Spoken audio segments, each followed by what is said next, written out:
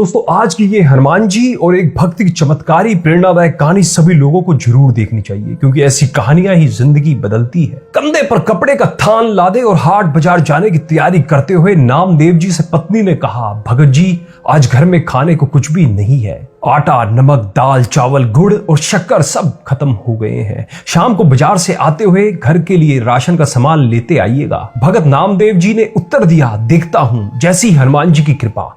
अगर कोई अच्छा मूल्य मिला तो निश्चय ही घर में आज धन धान्य आ जाएगा। पत्नी बोली, संत जी अगर अच्छी कीमत ना भी मिले तब भी इस बुने हुए थान को बेचकर कुछ राशन तो ले आना। घर के बूढ़े बूढ़े तो भूख बर्दाश्त कर लेंगे, पर बच्चे अभी छोटे हैं, उनके लिए तो कुछ ले ही आना, जैसे मेरे हनुमान की इच्छा। ऐसे कहकर भक्त नामदेव जी हाट बाजार को चले गए। बाजार में उन्हें किसी ने पुकारा, वाह साईं, कपड़ा तो बड़ा अच्छा बुना है और ठोक भी अच्छी लगाई है, तेरा परिवार बसता रहे। ये फकीर ठंड में काम कर मर जाएगा, दया कर घर में आ और रब के नाम पर 2 चादर का कपड़ा इस फकीर की झोली में डाल दे। 2 चादरों में कितना कपड़ा लगेगा फकीर जी? फकीर ने जितना कपड़ा मांगा, इत्तेफाक से भक्त नामदेव जी के थान में कुल कपड़ा ही उतना ही था और भक्त नामदेव जी ने पूरा थान उस फकीर को दान कर दिया।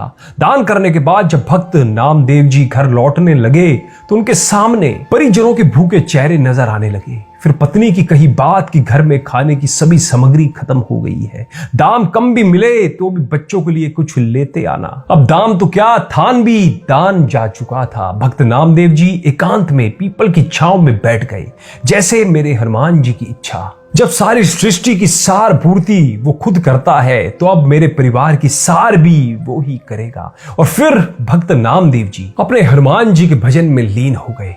अब भगवान कहां रुकने वाले थे। भक्त नामदेव जी ने सारे परिवार की जिम्मेवारी अब उनके सुपुर्द जो कर दी थी। अब भगवान जी ने भक्त जी की झोपड़ी का दरवाजा खटखटाया। नामदेव जी की पत्नी ने पूछा, कौन है? नामदेव जी का घर यही है ना?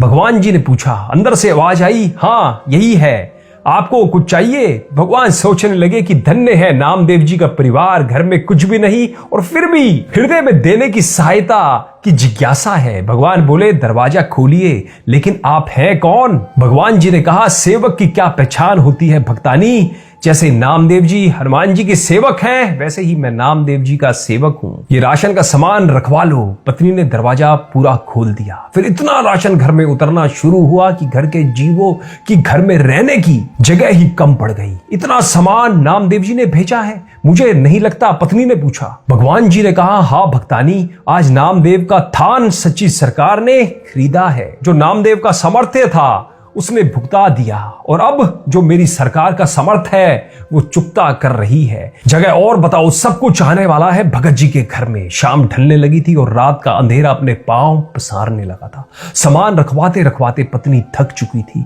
बच्चे घर में अमीरी आते देख बहुत खुश थे, नाच रहे थे। बच्चे कभी बोरे से शक्कर निकाल कर खाते और कभी गुड़, कभी मेवे देखकर मन ललचाते और झोली भर भर के मेवे लेकर बैठ जाते। उनके बाल मन अभी तक तृप्त नहीं हुए थे। भक्त नामदेव जी अभी तक घर नहीं आए थे, पर सामान आना लगातार जारी था। आखिर पत्नी ने हाथ जोड़कर कहा, सेवक जी अब बाकी का सामान संत जी के आने के बाद ही आप ले आना।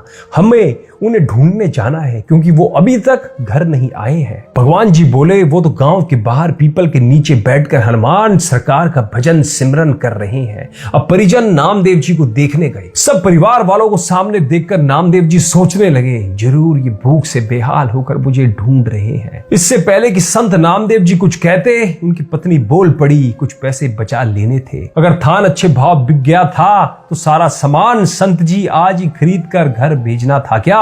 भक्त नामदेव जी कुछ पल के लिए विस्मित हुए। फिर बच्चों के खिलखिलाते चेहरे देखकर उन्हें एहसास हो गया कि जरूर मेरे प्रभु ने कोई खेल कर दिया है। पत्नी ने कहा, सच्ची सरकार को आपने थान बेचा और वो तो सामान घर में भेजने से रुकता ही नहीं था। पता नहीं कितने वर्षों तक का राशन दे गए हैं, उससे मिन्नत करके रुकवाया। बस कर, बाकी संत जी के आने के बाद उनसे पूछकर कहीं रखवाएंगे। भक्त नामदेव जी हंसने लगे और बोले, वो सरकार है ही ऐसी, जब देना शुरू करती है तो सब लेने वाले थक जाते हैं। उसकी बख्शीश कभी भी खत्म नहीं होती, वह सच्ची सरकार की तरह सदा कायम रहती है। सच है दोस्तों, जब हम भगवान से निस्वार्थ प्रेम करते हैं, उस पर विश्वास करते हैं, तो मेरी सोच में भगवान वो परमात्मा एक हाथ से नहीं देता, 10 हाथ से देता है, हमारी औकात से ज्यादा देता है, हमारी बिना काबिलियत के देता है। आप भी आज से ऐसा ही विश्वास अपने इष्ट देवी देवताओं के प्रति बनाकर देखिए, और फिर देखिएगा आपकी भी जिंदगी में कैसे चमत्कार होना चालू हो जाएगा। और यदि चमत्कार ना हो तो फिर मुझे कहिएगा। कहानी से सहमत हो तो इस दिल छू लेने वाली कहानी को ज्यादा से ज्यादा शेयर जरूर कीजिएगा। अतः आप सभी मित्रों पर हनुमान जी की कृपा सदैव बनी रहे। ओम हनुमते नमः।